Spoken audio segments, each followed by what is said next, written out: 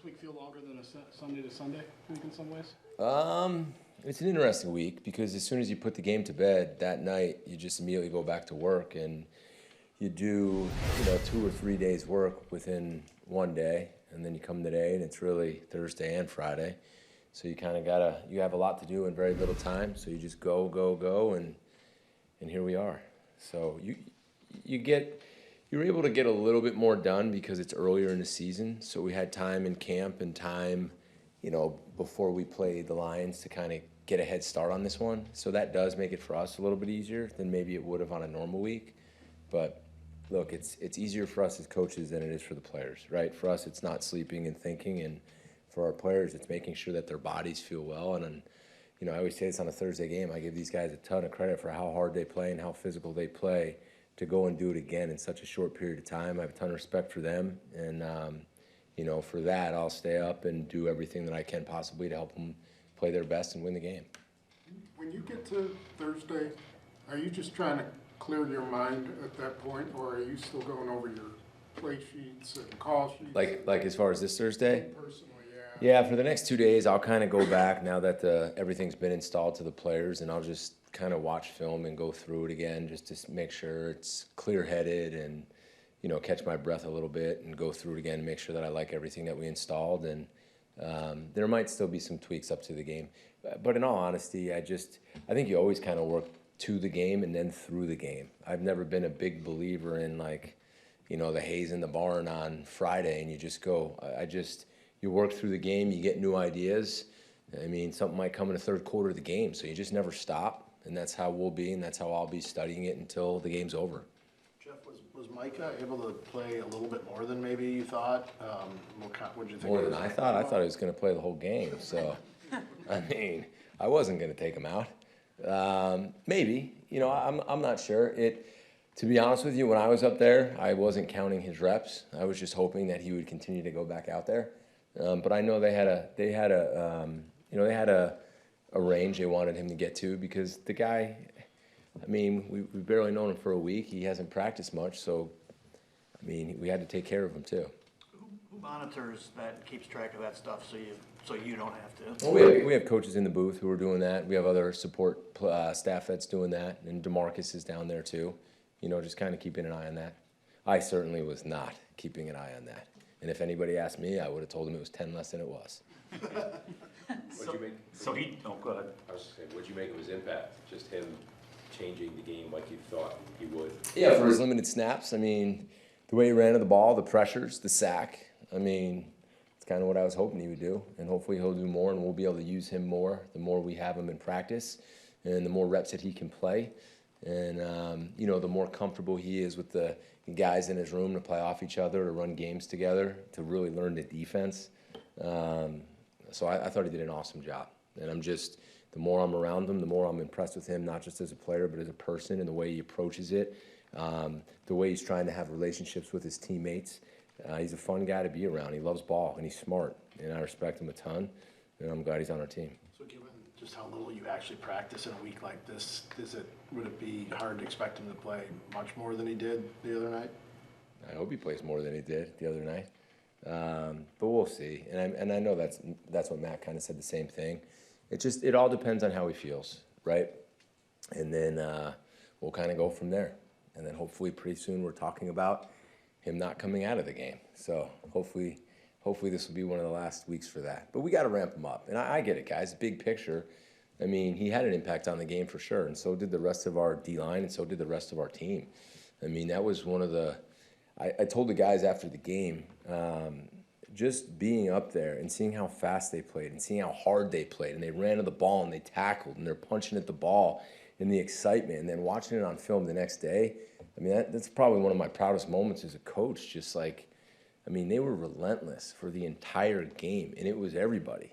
Everybody who stepped foot on that field, they just played so hard. And I appreciate that so much as a coach, and it's a credit to the staff, it's a credit to the players, and we got to do it again.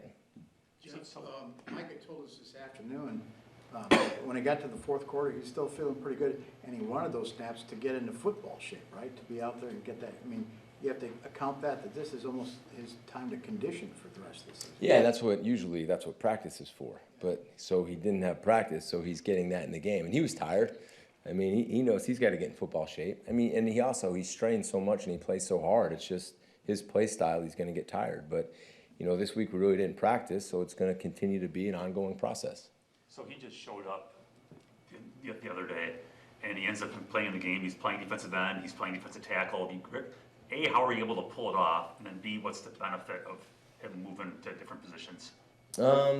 We pulled it off by meeting extra with him, and then again, I give him a lot of credit. I mean, he's sharp. I mean, he retains stuff really quick. He asks good questions. He meets extra. Give credit to DeMarcus, him. He did a great job preparing. As far as, I think in football, you try to take advantage of certain matchups. If you feel, and this is never disrespect to any other player on another team, it's just not how I am, but if you feel like there's a guy that you want to attack with a certain player, then let's move him around. If there's a certain protection look we can get by putting him in a different area, let's move him around. If there's somebody else we can free up by putting him over there so they all go this way, let's put him there. So I think we have to continue to figure out how to win games and figure out our matchups. And if we feel like we have a mismatch or we feel like there's something in protection that we want to kind of exploit, then that's our job to do that. Like I've always said, I'm not just going to put a guy because he's a DN. I'm not just going to put him a DN and let him go. I mean, that's our job to help him and help our team. When you're going against a quarterback like Jaden Daniels, the adage is to contain him in the pocket, right? Just because there's not a lot of big guys that can run with him. When you have Micah Parsons, are you able to be more aggressive in your pass rush and try to affect him as a passer to not just contain him? Yeah, sure. I mean, yeah, he's impressive because he'll stay in the pocket and throw the ball just like he'll run and run to run and run to throw. And, I mean, for what he's done in a short period of time in this league, I mean, it's incredible. I have a ton of respect watching him. I've never coached against him. I've never met him, but it jumps off the tape. You talk about Micah's speed. And again, Micah's got speed. You saw him running sideline to sideline in that game, but we have other guys who have speed too. I mean, all of a sudden you got Coop out there, Quay out there. Watch how fast Van Ness and RG were running around. I mean, we got guys that can roll, and we're going to have to because he's fast. But we played fast as a defense. And again, I can't tell you, how can I explain this? When I'm watching film, when I hit the pause button at the end of the play and you see 11 guys all in the clip, I mean, that is like the greatest thing in the world for a coach. One, it shows they're bought in. Two, it shows that they love each other because they're playing hard for each other, right? And they're giving everything they have to each other. I mean, that's one of the greatest things as a coach. It's you find out a lot about your team when you hit the pause button. You find out how much they love football. You find out how much they love each other and how hard they're going to play for each other. I mean, that's what we're going to have to do again Thursday night because that's a fast player and it's a fast team. What percentage did you see that from Sunday's film when you paused and saw I saw it more than I've ever seen it since I've been here, and I am hopeful that continues to get better and better each week. And that's not easy. That's hard. And we're going to keep pushing each other, coaches and players, to make sure that happens again. What's you attribute that to? Because we've heard you talk about it from the moment you got here, and it's not like your guys haven't done it, right? They have bought in, and they have rallied 11 hats to the ball, but if it's to that degree, why do you think it was different? Well, I think you really started to see it at the end of last year. And remember, I told you the most important thing was how could we get back to where we finished the season? And the challenge was where we finished the season last year, I thought our play style was really good. I thought we played hard. That goes back to guys knowing what they're doing, guys having confidence, and guys not being afraid to make a mistake. Those are the most important things we talk about all the time is taking the ball away and how hard we're going to play. In order to do that, you have to have confidence. And that's what you earn on the practice field, and you practice that hard.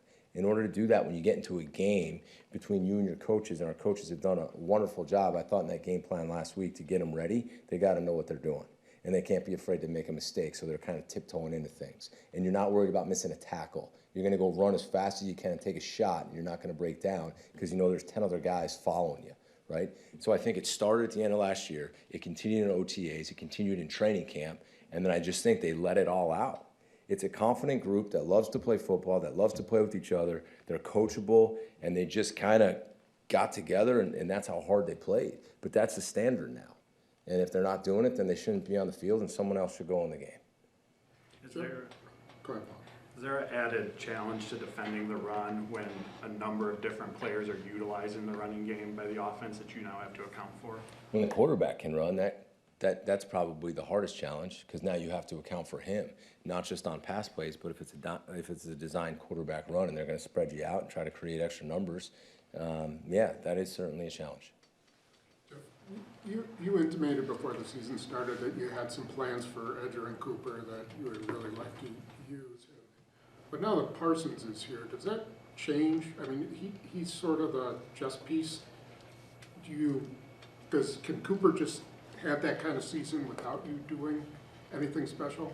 I think we have a lot of chess pieces, and I think that's my job to move them around and put them in those places. I think you got multiple chess pieces on the front. I think you have them in the linebacker room, and you have them in the back end. I think, like here's a good example. Xavier McKinney didn't have an interception, so no one right now is talking about what Xavier McKinney did in that game. That's one of the best games I've seen him play. His disguise, his communication. There were some times when Evan intercepted the one pass, I didn't know if we were going to be right. And all of a sudden he popped out and got to where he was supposed to. So it was X, it was the pressure, and then it was Evan that were all involved in the interception. The other thing X did was he played the run about as well as I've seen him. And the way we inserted him into different spots to do that and how physical he was, I mean, I thought it was one of the best games that he played. It doesn't look like that from the stat line, but there's another chess piece, right? So we're fortunate right now to have a bunch of guys who, you know, can retain, can take it to the field in year 2, and they give you the capability to do that. I know Sunday's game was ancient history now, but you're going to play more backs like this, so I'll ask it. Gibbs caught 10 passes against you for 30 yards. What's the key to doing that and replicating that in future games? Well, if you look on tape, a lot of the checkdowns that they've hit on people were explosives, right? I mean, Goff drops back, they got those dynamic receivers, or it could be anybody, and you get so much depth and coverage. So now the check down is caught, and it goes for about 15. When you start to pressure a quarterback and it speeds him up, what that allows you to do in some underneath zones is when the quarterback has to quickly get rid of the ball and check the ball down and doesn't have time to sit back and try to throw it deep and allow the defenders to get even deeper, it's all tied in. So if you're a Coop and the quarterback's about to get hit and you feel it, you can start to break faster because you're sped up. So that's rush plus coverage tied into zone coverage, which makes it, you saw a lot of catch tackles. As soon as they caught the ball, there were multiple people there. And that starts up front. And then it goes to those guys getting their feet in the ground, getting their eyes on the quarterback and anticipating when he's going to set and transfer and throw the ball. And I thought they did a really good job of doing that. We didn't do that good enough last year. So that was a big emphasis that we made. But then give credit to the players because, I mean, I thought the way they broke on the ball, I mean, 10 catches for 30 yards, yeah, that's, I mean, when I heard that the other day, that was like kind of shocking to me, but that's an unbelievable job of those guys. Jeff, you mentioned X, and you've talked about Micah's football IQ. Does that mean you're going to have another guy that's texting you and pestering you for the game plan right away? Because he was talking about your drawings already, and that you mentioned you showed him some of them, but you haven't showed them all. Like, is that the kind of guy he appears to be today? Yeah, absolutely. Yeah, because he'll ask good questions, and he'll ask, you know, when he sees something where he could be placed, so you could see the wheels spinning already. And for me, honestly, I tell the defense all the time, I want their input, right? So say you're the player and you feel really good about something and you really like a certain call and you're a really good player, well, let me know, because there's a pretty good chance if I call that and you feel that way about it, you're going to make it work and you're going to take ownership in it, right? So I'm constantly asking the players for feedback on stuff. Like, I don't care who gets the credit. I don't care whose idea it is. I just want to win, and I want them to play well. So, yeah, constant communication, and I definitely believe he's going to be one of those guys. How do you prioritize making a two-dimensional quarterback one-dimensional? Is it more important to just take the legs away, make him a passer, or it's passing league? You want to make sure you really stop him, get him off the spot, and you might give up some runs, but don't let him be caught. I don't think you can just do one. I think you have to be multiple and do both, and you got to keep him guessing. Right? There's going to be times he might get out and break the pocket, and then there's going to be times when hopefully he'll be in the pocket, but everything can't be designed one way. And I think we've learned that over the course of however many games, that there's times you got to take a shot and be aggressive, and you just can't be passive and sit there So we're definitely not going to do that.